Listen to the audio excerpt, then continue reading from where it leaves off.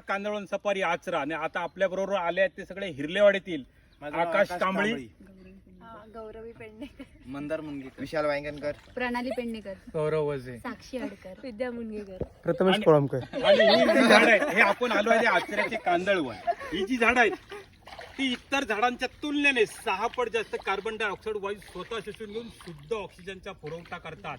जसं जगाचं फुफ्फुस ॲमेझॉन आहे, मुंबईचं आरे, तसं सिंधुदुर्ग जिल्ह्याचं हे फुफ्फुस आहे, लम्स आहे. आणि शुद्ध हवेबरोबर इथल्या लोकांना ही रोजगार पण पुरवतात. आणि गेल्याच वर्षी आपल्या आदरणीय पंतप्रधान साहेबांनी सुद्धा मालवणच्या सभेत उल्लेख केला होता, मालवण आचरा मँग्रोव्ह कॉन्झर्वेशन. आणि तुकाराम महाराजांनी सुद्धा 400 वर्षापूर्वी म्हटलं होतं, वृक्षवल्ली आम्हा सोयरी वनचरी.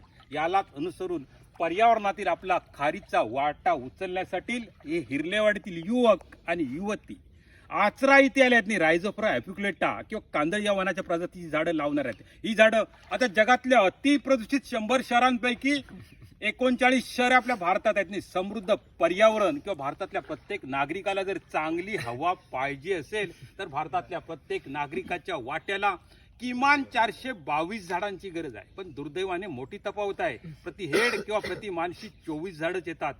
यालाच अनुसरून पर्यावरणातील आपला खारीचा वाटा उचलण्यासाठी हे सगळे युवक आणि युवती आचरा इथे आलेत. रायझोफ्रा ॲपिक्युलेटा किंवा कांदळ या वनाच्या प्रजातीची झाडांची लागवड करणार आहेत. प्रत्येकानं झाडं लावली पाहिजे, झाडं जगवली पाहिजे, तरच हे ग्लोबल वॉर्मिंग, तापमान वाढ, अवकाळी पाऊस आणि ही वसुंधरा वाचू शकेल. जय महाराष्ट्र. आता लावा. धन्यवाद. कशी लावायची? 2 हातीने लावा.